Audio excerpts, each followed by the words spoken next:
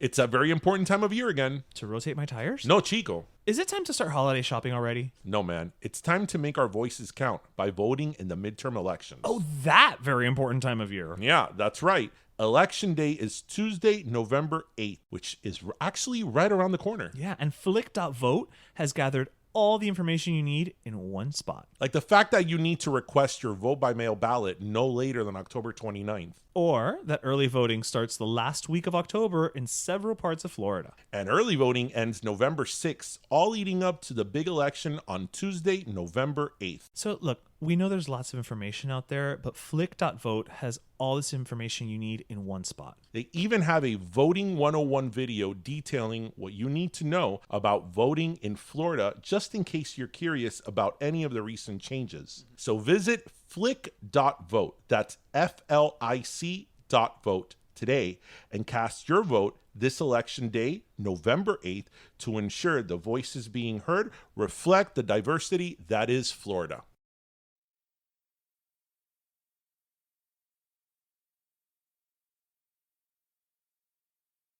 Hey everyone, this is DJ. And this is Ish. And this is Season 5 of Pero Let Me Tell You.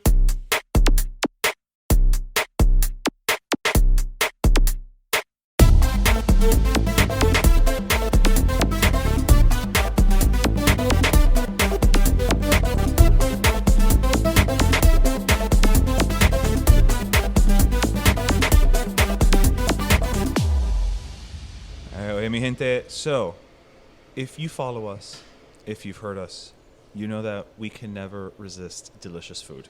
And more than that, we can never resist delicious desserts.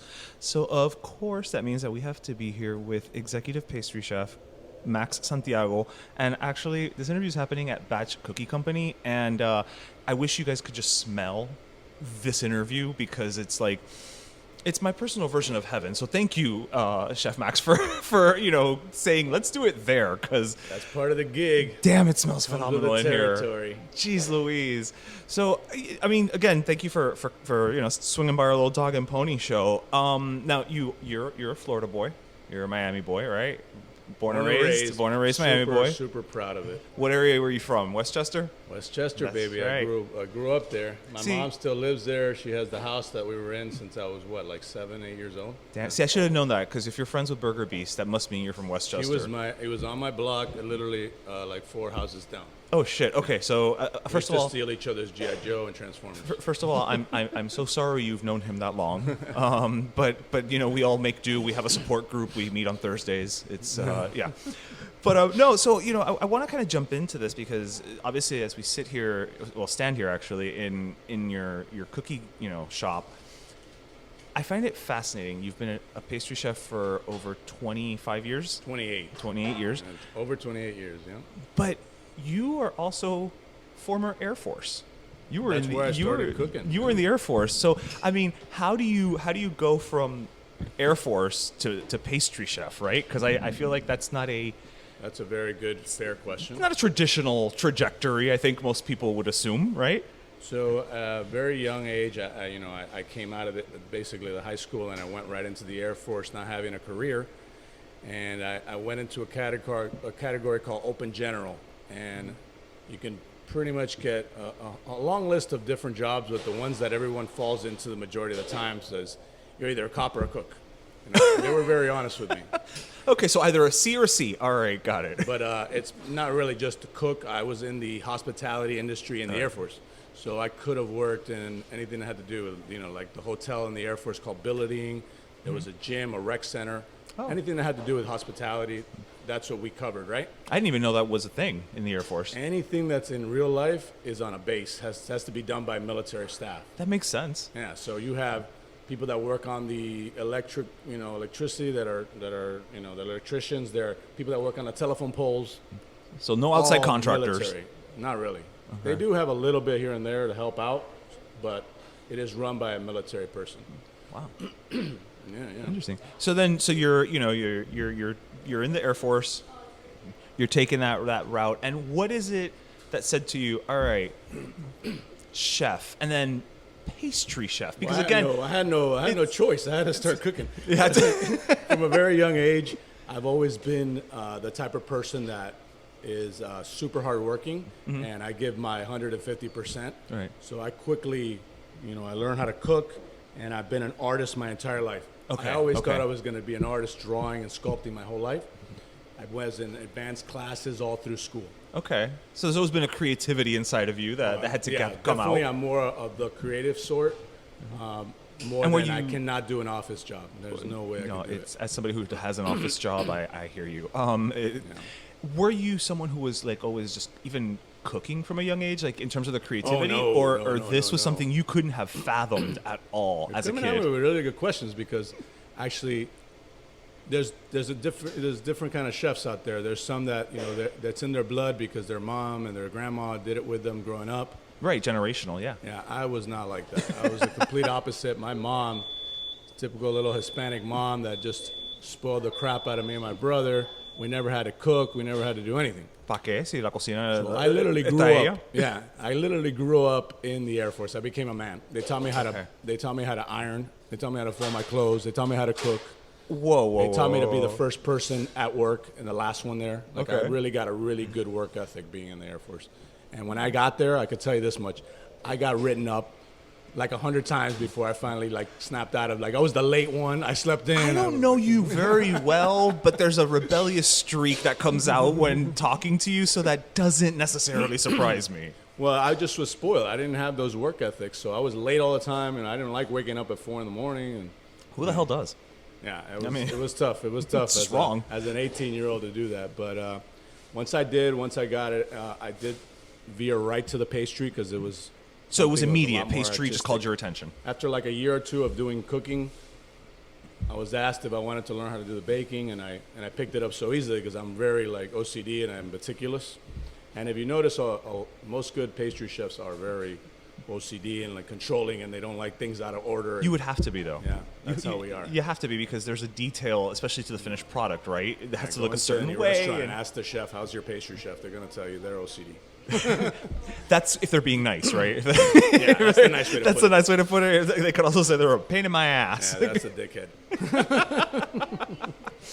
So you're in the Air Force. You figure out, pastry chef is the creative outlet for your creativity, and now you're out in the world, right? Yeah, I realized that I got really good at it, cooking, and it was all I knew. So I got out of the Air Force. We'll keep that as a quick. That just didn't. I couldn't re-enlist, and for family reasons, I just Right. didn't keep going in it. But it was a great life. Yeah. And then I went to culinary school right out, and I went into a restaurant. The very first place I applied was. I was really young, 22. I remember being at what's that, Madden's restaurant, some steakhouse. I don't know, that football coach. Shula. Shula's Steakhouse. Shula or Steakhouse. something. Yeah. Shula Steakhouse. Yeah. And I was think it's waiting still at there. the bar. I was waiting at the bar to talk to the chef, right? And at the bar was the bartender was talking to me, just really, really personable, nice guy, and we got into a conversation. His wife was the head pastry chef of Mark's on Las Olas at the time, and that's where this really famous restaurant is now on Las Olas. That's the busiest restaurant up here. Ever since they redid Las Olas, with the whole construction, couldn't even tell you what's there anymore. But it's the busiest restaurant right now on Las Olas, but back then it was Mark's, and it was a busy restaurant. It looked totally different. But I was sitting there, and I'm talking to this bartender, and he tells me I was just gonna apply for the first job I can get. So Well, yeah, you were just looking for a paycheck. Yeah, Yeah, you got to pay your rent. Yeah. I was gonna be a line cook, which I would have hated. But this guy turns out to be the husband, and says, she's looking for somebody. Why don't you go, talk to her? So he gave me her contact info. I reached out. I got that job at Shula's, but I interviewed the next day and took the other job too. So I never ended up working there. And the rest is history. I've worked in fine dining ever since. So you almost got a mentorship situation out of applying at Shula's, right? It was weird. It definitely was, I think, an intervention by God. I don't need to be in the kitchen. I need to be in the pastry kitchen, because he put me in the right timing. But I learned how to work under really great chefs, and ever since then, I just worked for James Beard award-winning chefs, and I became the pastry chef of the Ritz-Carlton, Coconut Grove. I opened it. Had another mentor there that I learned a lot a lot for him. Then I became the pastry chef for Chef Norman Van Aken, and I learned a tremendous amount about the fine dining world. Right. And then I went over to Cali, and I became the pastry chef of the executive pastry chef of the Peninsula in Beverly Hills. So I was literally catering to the stars. Okay. And then I went and I opened the Ritz. Then I went and I opened the Bahamas, the Cove in Atlantis. So I was out there and I worked for a year there. Coño, brother. Oye. Yeah, and then, Shit. Then I came back and I realized, like, whoa, I've been gone for a while, so I want to come back to Miami. How long were you away? Like 3 years altogether. Yeah, so I came back and I did a few more like hotels. I was really more into the hotels towards the end of my career than restaurants because honestly, they pay more. Okay. They were a lot more of a headache, but when you have the revenue of rooms coming in, they can pay you a lot more than just. That's fair. They're relying on the restaurant's revenue. They don't care about that. Right. I was actually going to ask you, like, what's the biggest difference between hotel and restaurant? Oh my God, you just never finish in a hotel. Really? It is honestly one of the most difficult jobs to be an executive pastry chef of a hotel. You have to do usually 1 to 2 or 3 restaurants. Oh yeah, that's true. I didn't think about that. The menus from that. Yeah. Then you have room service, so you have to make it in a way that travels better to the rooms and holds better, and that's usually a separate menu. Maybe we'll cross those over a few ingredients, but then you have a new menu for that. Then you have everything that has to do with banquets. So you have to have a bunch of different desserts for breaks and for plated desserts and functions, and it never ends. So then you also have usually the pool or the outdoor patio or the beach in my case. So you have a different menu for that. And then you also do specialty cakes and weddings, and so you're just never done. I am honestly. exhausted just listening to you describe it, dude. And the cool thing about it is like you have to be really good at a lot of different things. So I recommend that everyone tries it during their career as a pastry chef or cook to work in a hotel because they're going to learn a lot more than just working in a restaurant. But when you go to a restaurant, you get to really hone in on your flavor skills on how to, combine things, really get creative with plating. Like that's a different side of what you get to explore, and that's what I loved more. Mm-hmm. That's really where my love was more. Well, it's that creativity. That creativity, not being like so spread thin on different things that you had to learn. Right. I had so much going on, it's hard to focus on one. So if you look at a hotel chef that's never been a restaurant chef, they might be really good at doing cakes and they have pretty good plating desserts that look pretty. Right. But they're not very like complex flavors. They're very simple. It's like chocolate, raspberry, hazelnut. Okay. They stick to what's going to move the money at the hotel. They just haven't had a chance to explore that. They don't have the time. They have so much going on. Time is a good one. But when you walk into a pastry chef, that what I did at restaurants, I would infuse things, make sure I had the best vanilla beans, make sure I was using the best chocolate, make sure it was like something really, really complex. And that's what you get to like I don't know, just develop. And I had the best of both worlds. I got exposed to all of that. But then at the end of the day, what happens is you get burnt out. And I spent all of my 20s and my 30s literally working in kitchens. I had no life. Right. No life. I never traveled. I traveled for work. Yeah, but I that's never took vacation. Yeah. I worked about 14 hours on average to 17 hours a day. Jesus. Never less than 12, 6 days a week.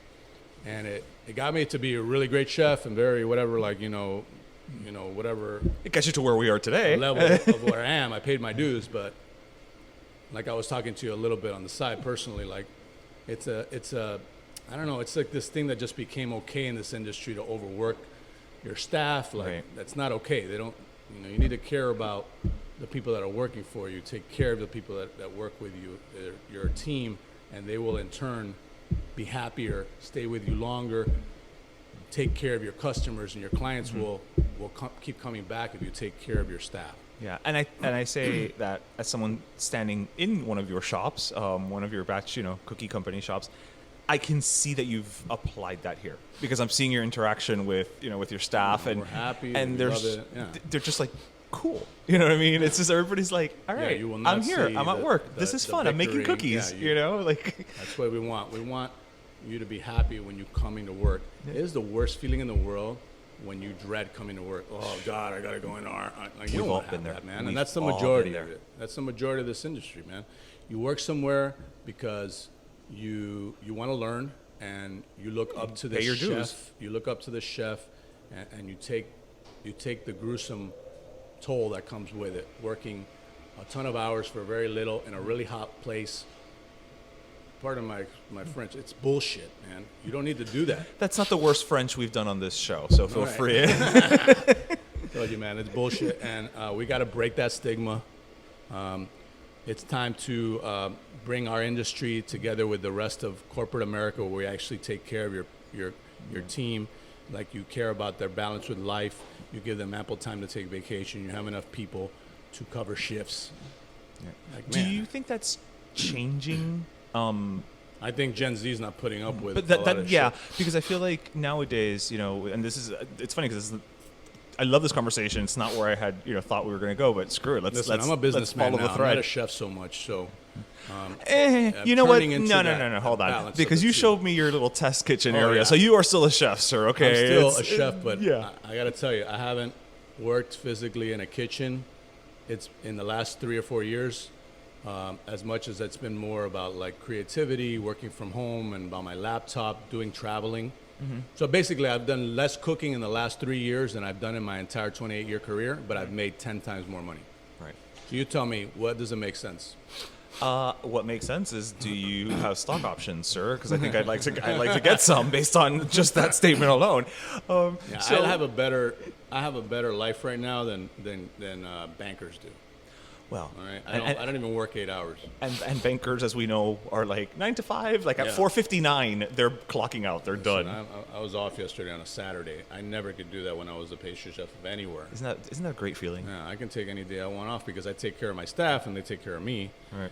And I literally work. I try to see the mentality, and I learned that a lot from my business partners now. Like, why I was telling you earlier, like, he never was involved in that world. Mm-hmm. He comes with an outside view of the corporate America where they take care of their staff and Right. and they're happy to work for you. And he literally, his name's Adam August, and I've learned so much from him. And he's like a little over 10 years younger than me, but that Right. that's a whole new fresh look on it. But that's a great thing. Yeah, It's it's a a great different perspective. Yeah. And we butted heads in the beginning a lot, and he kept telling me, like, simplify it, don't do that, no, this is too hard. Because I'm a chef, and I wanted to make it complicated. But thank God that he did that, and we got it to somewhere where it's a great, great cookie that doesn't take a chef to do it. Right. And it's very smart, and at the end of the day, I didn't want to do that anymore. I didn't want to work 18 hours. I didn't want to I was going to ask you, be what a was slave for somebody else, Yeah, like- making them rich. what was the impetus for you, to open up your cookie shop? And you're about to open. Well, I'll tell you what happened. You're about to open Maxed Yeah. Out Donuts too. This comes to a really good life-changing, altering part of my world. When I was at the Thompson Hotel, I opened it with Michelle Bernstein, who we all love and know here. Yep. She's the most acclaimed female chef in the history of Florida. She's a wonderful, beautiful person. She's a great friend of mine, still are. I've been on her and show. her food is phenomenal. And she is, honestly, Yeah. I worked with some of the best chefs in the world, and she has probably the best palate of any of them that I've worked with. She is incredible. Her palate is so honed in. Mm-hmm. She once came to me in a crazy opening of a restaurant and tasted something, and she tasted it when everything was going crazy and we were in the middle of doing this, and Right. 3 months later, she tastes the same thing, and she goes to me, "This is missing something." She remembered from 3 months before, in the middle of craziness, that it had changed a little bit. She could taste the difference from something she'd had one bite of. I was blown away, and I said, "You know what? Coño. You're absolutely right. I can't believe that you saw that because I changed this and this and this." Right. And that's when I knew, like, wow, this woman is like, she's got a talent, and I love her to death. She's actually one of my mentors, and we still, like I said, communicate and anything I could do with her, Michelle Bernstein, love you. So what happened was I was in the middle of doing that opening, and it went amazing. And like I said, I got literally named best working pastry chef by the Sun Sentinel food writer. Right. And I won. Funny enough, before I even had an idea of doing donuts, Zagan named me one of the top 5 best donuts in Miami. Like Wow. one of the dishes I had was donuts stuffed with guava and cheese, like guava con queso donuts. Yeah. And We know a little bit about that, seeing Yeah. as how we do guava and cheese wings. So, you know, it's Amazing. again, That sounds so awesome. again, Westchester. What do you do? Blue cheese is that? The blue Well, cheese, or- I would be the wrong person to ask because I am the, as we say, I'm the front end and Darian's the back end. He's the one that came up We're with still talking about food here. a little front bit. end and I back mean, you know, it depends on the day. Depends on the day. Yes, yes. But yeah, no, he's the one that comes up with all the recipes, and to the point where like I have no, like I joke, I'm like, if he drops dead tomorrow, I have to just close up shop because I don't have any of the recipes. I'm the marketing guy. I'm the guy who, you know, coordinates everything. He's the one that is in the kitchen. Let me tell you something, But though. it's great because I don't need to be in the kitchen, and he doesn't need to be. Let me tell you something that I've the also front, learned. you know? I've learned that marketing is actually even more important than how good something is. And let me tell you exactly why. Plain and simple. If you have the best dish in the world and nobody knows about it, you're going to close. Yeah. Yeah. But if you have a mediocre dish that's pretty good, like you can't serve garbage either because you're No, going to no, close. claro. Yeah, Doesn't yeah. matter how good your marketing is. No, you're gonna get people in the door for the one time, but then never again. Exactly, never Yeah. again. But if you have a pretty good dish, it's okay, it's acceptable, it's clean. With amazing marketing, you have a gold mine. Yeah, you won. And it doesn't work the other way around. Now, if you have both, or the trifecta, Yeah. where you have the great marketing, the great product, and the great location, and all that stuff, Yeah, holy then trinity. something magical happens. That's when you get the long lines that we want wrapped around the building. Yes, sir. But the guys from my ex business partners from the Salty Donut, they approached me when I was the pastry chef. A lot of people have approached me to do consulting and to do businesses with them. I'm not always interested, but when I heard I had to sign an NDA and everything, like I couldn't talk about what it was. We were going to be Right. the first craft donut shop in Miami. I was like, I knew about Voodoo Donuts at the time doing amazing. I knew about these things. I stay in the now. Voodoo's good. I've had the ones in Seattle. Come on now. The ones in Seattle are different, but they've turned into what I believe is like this is when you go to a level that it's not keeping the quality. Right. So Well, you no. gotta Again, start, yeah. I had the ones over. Wait, is it Seattle or Oregon where they started? I No, don't the remember. first one is in Oregon. In Oregon is the one that I in went to. Portland, Yeah. Portland. Yeah. Yeah, so that's different. They were making everything from scratch, and I'm not gonna down talk them. Whatever. They've gone to everything being like pre-done. So that's a Right, different right. quality. Whatever. It's working for them. Their marketing is amazing. Yeah. Amazing. And they got bought out. I don't know if you knew that. And Oh, no. By a huge conglomerate, and then they're So that growing changes everything, too. Tremendously. That's the name of the game. Whatever. Yeah. This is about business, but it doesn't work the other way around. So when my business partners at the time approached me when I was the pastry chef there, I was just burnt out and ready not. You know what I said to myself? I said, you know what? Looking back on my career, I was always trying to prove something to myself. I was always trying to prove that I can accomplish this. What's the next higher level I'm gonna reach? Right. And when I did that opening at the Thompson, it was so difficult. And yet I was still on the top of my game. I looked back and I literally, at that point, said to myself, you know what? I don't have anything else to prove to myself. Right. I've done it all. Sure as hell, not anybody else. I've done it all. I can do this thing and I'm one of the best. Yeah. What's the next level? I need to be an owner. Like I need to be a partner in something. Yeah. So that's when I didn't know anything about business, man. I'm a blue collar worker. I have been all my life. I busted my butt for every single penny that I've made. I didn't have anybody hand me $100 million, to open a business. So I went in there very trusting, didn't read my, didn't get this document signed that I should. Things didn't go right. That partnership did not work out. But it was honestly the best thing that ever happened to me. Right. Like that looked at the moment, at the time, it looked like something very negative, turned out to be the best thing that ever happened to me. I never would have done a cookie shop because I couldn't do donuts, so I had to not compete. Right. So I never would have opened a cookie shop if I would have stayed there and been content. That's true. This forced me to grow a fire under my ass. Like I really fueled me to want to do more, and I got lucky. Let me tell you, this is a luck thing. Of course, it's a little bit of knowledge too, but you don't never know who you're getting into business with. Oh no, And they can promise you that they're good people and that That's they're going to life, take yeah. care of you. All you can do is kind of make sure that you cross your T's, dot your I's, and you check the paperwork and have a good lawyer so that you're taken care of. But at the end of the day, if they want to be assholes, if they're hard to work with, you don't know that. Until you're in the thick of My it. business partners are honestly just good people at heart. We care about each other's well-being. pick each other up when we're down.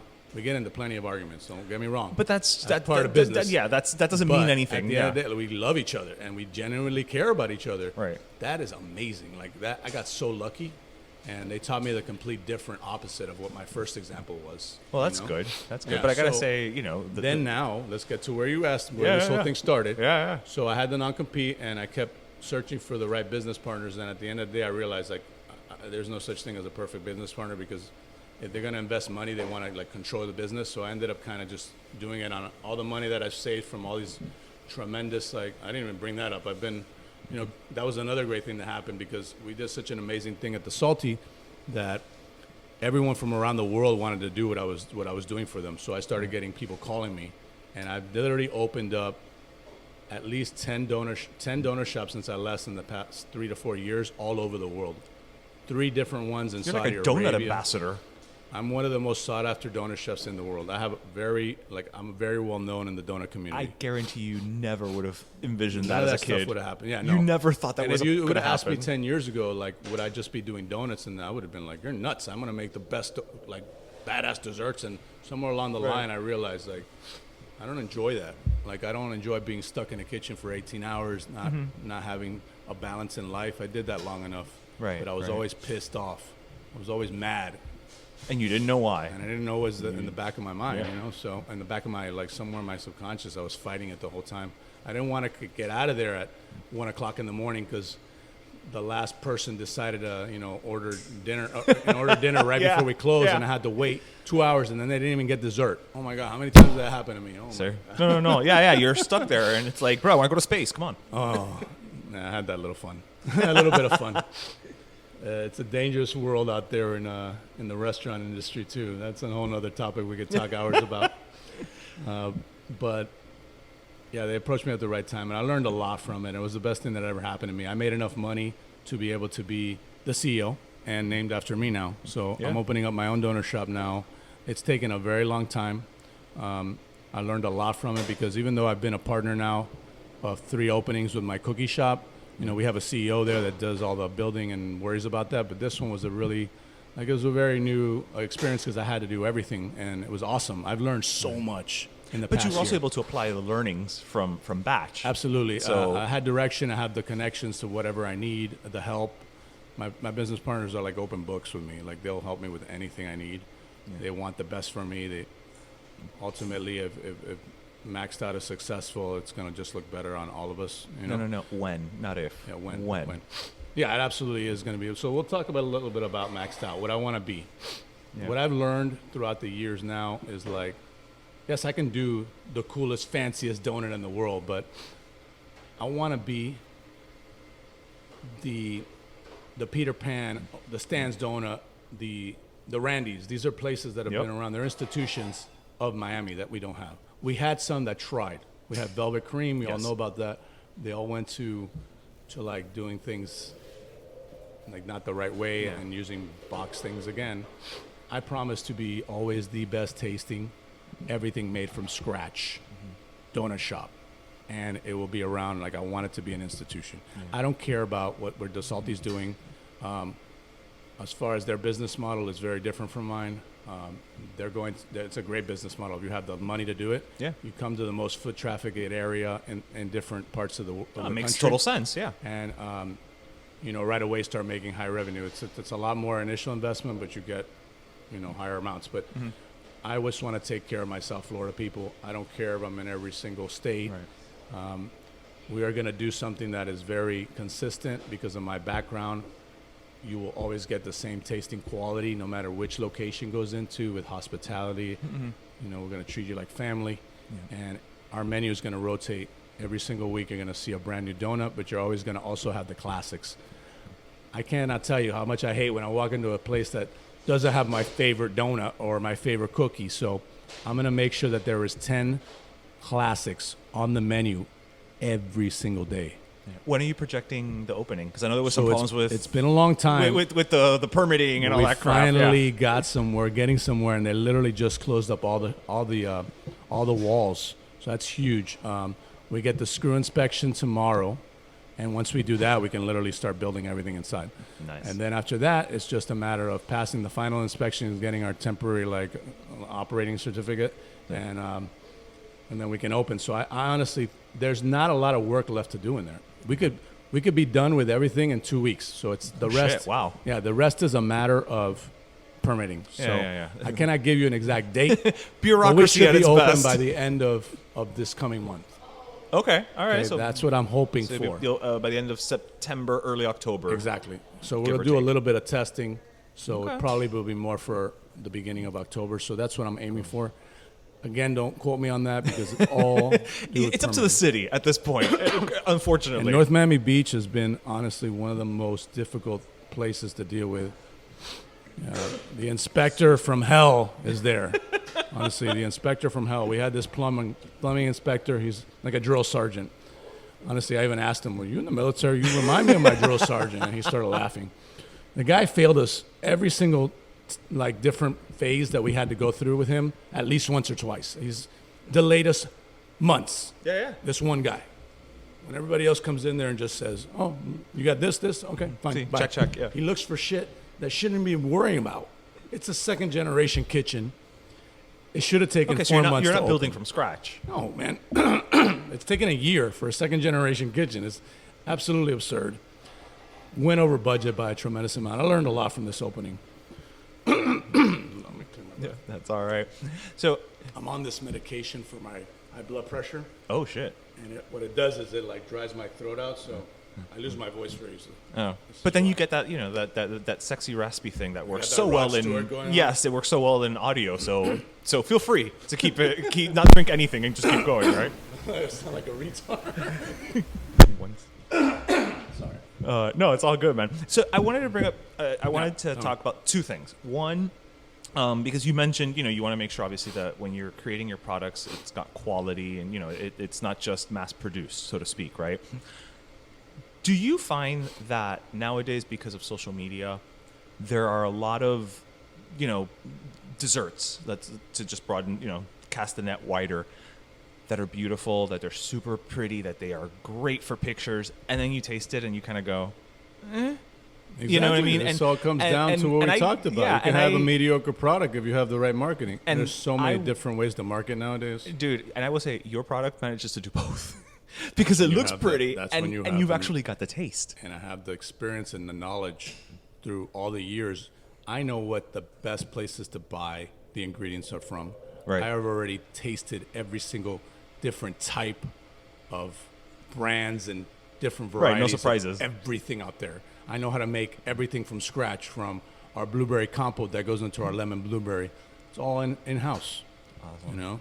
I don't need to get a recipe off the internet and test it a million times. You 'cause are I the already recipe off have- the internet, sir. Yes, exactly. I'm that guy that creates the recipes that you all hire. Yeah, exactly.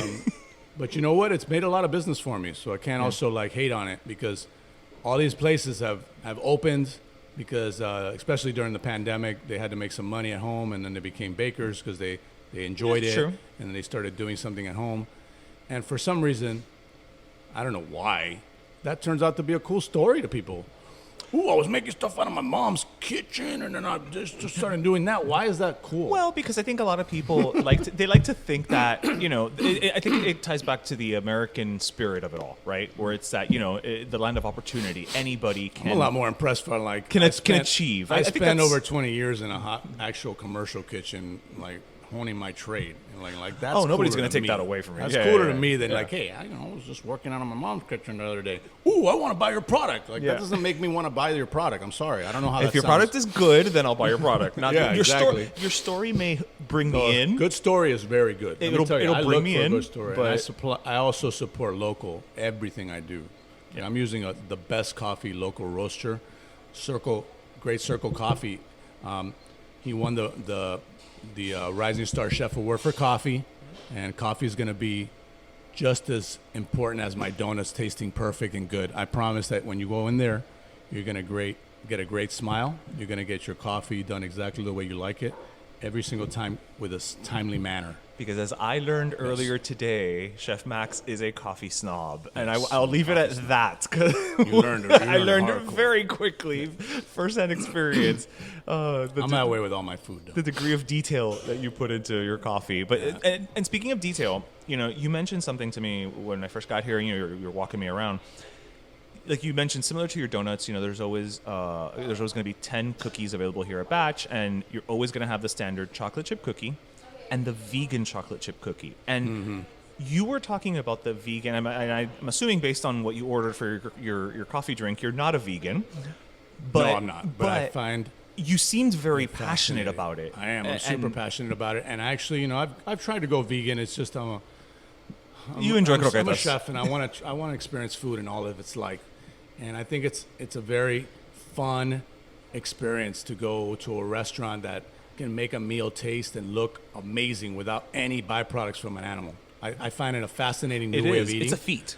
But on the other hand, I also respect highly where these people are coming from that are vegan, because they care about, the way that the cruelty out there to animals and things are done, about the way that the earth is being damaged.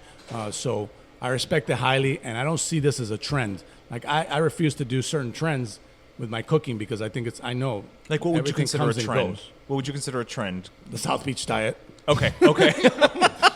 Would be very hard to do a cookie for a South Beach diet. But Not true. It's all about gluten. No, I don't do it for that. I do it because there's a lot of celiac, and nowadays people are starting to understand that what allergies are more common and why they didn't feel well growing up. They might not have noticed it. There wasn't as much research done into it.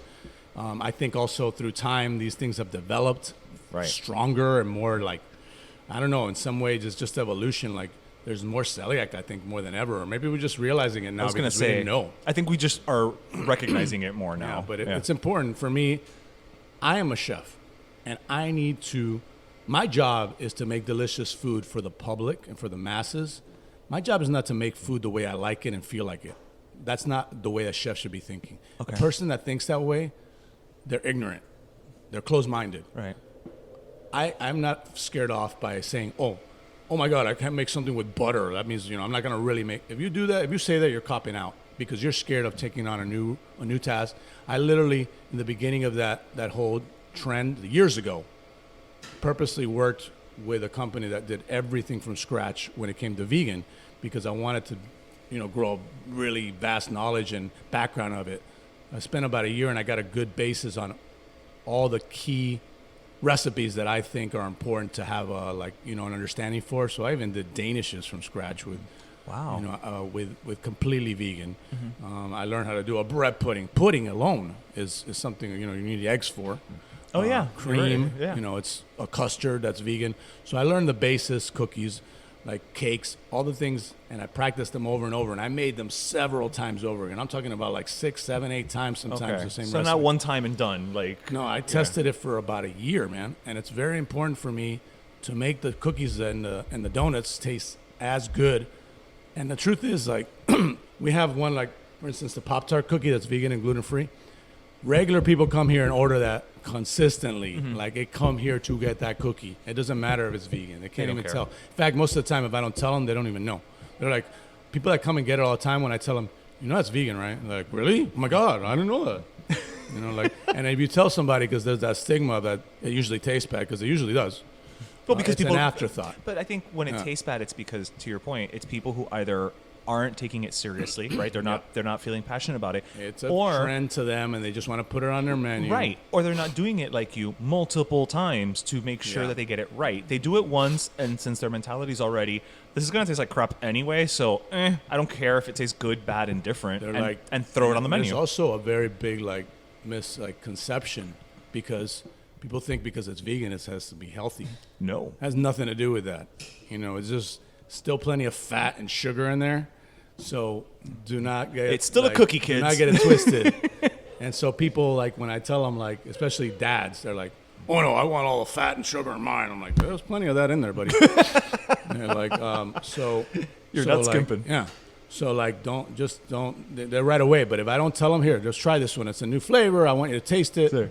And I don't tell them what it is, they're like, that's really good. But if I tell them, I got a vegan one, oh, no. Yeah, they shut down. they shut down. Yeah, but no, I've got such a good following because it's a tight-knit community, like I was telling you earlier, and they will tell their friends if it's a good place. So I know that as a businessman, I know there's a big community of it. I participate in Seed, the yearly like festival for vegans, and I'm part of like the Slow Vegans community. Like I'm very involved, so I want to be the chef that they come to for desserts, so I knew that, and we get a lot of people that come here just because of that, and we also differentiate ourselves that way. Right. There's a huge other company that I won't speak of that's cookies that's rising, but they have no gluten-free or vegan on their menu. So we get all the people that they go there and they can't eat their cookies over here. So it's good to have options. All right, Chef Max, dude. I mean, I just want to thank you for taking the time to chat with us today. I mean, it's over already. It's Come over on, we could talk already. for another 2 hours probably. Well, right? I know, but we're gonna have to make you a mini series, and then it just becomes a whole thing. Listen, let's heat up a cookie and experience it on the microphone before we go. I'm totally down for that. I'm totally What's up for your that. favorite type of flavor? So I'm a chocolate guy. All right, just then try our generally. triple chocolate cookie. Oh my god! Oh my you just God, spoke it's all of my love freaking languages. amazing. Like literally triple chocolate. It's like I live for that. And just throw one of those in the oven for us, please. The triple chocolate. Thank you. So you got to have this one hot. Okay, so what is in the triple chocolate? I know it's triple, but what's the triple? I'm going to be honest with you. It's actually quadruple, but triple sounds better. Do you know that's true? A quadruple chocolate it sounds like it's too much, or like it doesn't roll off the tongue. It doesn't roll off the tongue. No, yeah. So basically, the reason I call it triple is because we use a chocolate dough. Okay. And it's very moist. You'll see it's fudgy-like, almost like a cross between a cookie and a brownie. Like if a cookie and a brownie had a baby, that's what that cookie is. Okay. I would adopt that baby. Yeah. It wouldn't be a long adoption. You would have to adopt another one. No, exactly. It'd be a weird adoption, cannibalism involved. Yeah, but Yeah. So listen. So then I put the best white chocolate on the planet in there. It's Opalus from Valrhona, and I know that because I've tasted every single chocolate out there, and that's my favorite, and everyone that eats it. Let me tell you something. A lot of people say they hate white chocolate or they hate milk chocolate because they're tasting stuff like Nestle, right, Hershey, and that's not real chocolate. That's not real chocolate at all. But when they taste the stuff that's actually done well, they go, holy cow, and they don't even realize how much different it is. Other stuff tastes like wax. Yeah. So It's anyway, funny so 'cause it has the white chocolate and it has the best dark chocolate, and then the dough. Oh my God, I love dark chocolate. The dough is also chocolate, so there's your triple chocolate. But the What's real the quadruple? truth is, What's the there's quadruple? also a mini 52% chip in there. Thank you so much. okay. Yes. You cut it up into four. Yeah. I'm gonna go ahead and I'm yeah. gonna listeners. I'm literally I'm gonna Thank you so much. grab some vid of this happening because it's just You gotta pick it up and taste it. Look And at listen, that. I always tell people, we cut the cookies in four. You know why? Because our cookies are really soft and gooey on the inside. So when you eat it from the outside, you might not get that gooey, soft center. So we always eat our cookies from the inside out. All right, so I should do it like a That's the best way. like a pie. Right there, like this. All Right there, like that.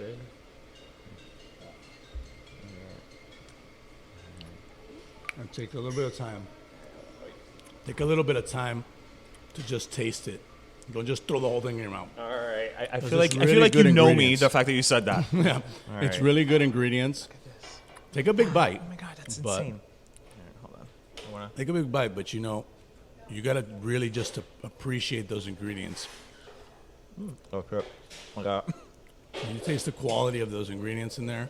It's just all melting into like just Yeah. one big ball of fudgy. happiness in my mouth right now. Like, It's unbelievable. oh my God, No, dude. All right, we're gonna wrap this up because I don't want to keep you eating sound like on, an orgasm on over camera. Well, it's your fault. it's a foodgasm. It's a foodgasm that you caused, sir. Dude, again, thank you so much. I'm clearly enjoying the cookie. Can't wait for Maxed Out Donuts to open. Yeah, we gotta do another one with that and one. go. Listen, don't tempt me with a good time. But dude, seriously, one of the things we love to spotlight here is local boys do good, and I Yes. think you are the epitome of that. You've just gone out and, like you said, you didn't come from means, right? It's not like don't you had all this settle. money to. I don't settle. I And hustle. you just keep going. Hustle, dude. We are all about the hustle. Like Yeah. this again. Thank you so much for joining us, man. And I And can't wait to. remember, I'm here. Whatever you need. Honestly, like an open door for you. Thank you. When you do your business, when you do it, Thank you. We're gonna make that like amazing. Thank okay? you. We got to get you to come out to one of the pop-ups so you can taste the chicken. Just tell me when. I'm too busy to look at Instagram all the time. I'll shoot you a Social message. media. Yeah, for sure. But I'll just put like a reminder, like one of those things that goes off Little whenever calendar. you guys post. Yeah. Tell me when the next one is. I'll be there. I promise you. Absolutely. All right. So now I'll I'm bring gonna, cookies. I'm not telling you to, but I'm not I'm going gonna to tell send you you not home to. with a big box too. Oh, Jesus Christ. All right, kids. This is the episode where I gained 72 pounds. All right. But again, man, thank you so much. Pero Let Me Tell You is co-hosted by Darian Borges and Ismaeliano, produced by Ismaeliano, and our theme, Pero Let Me Tell You Freestyle, is composed by Michael Angelo Lomlaplex, the official gay guy. And don't forget to subscribe and leave us a review on iTunes.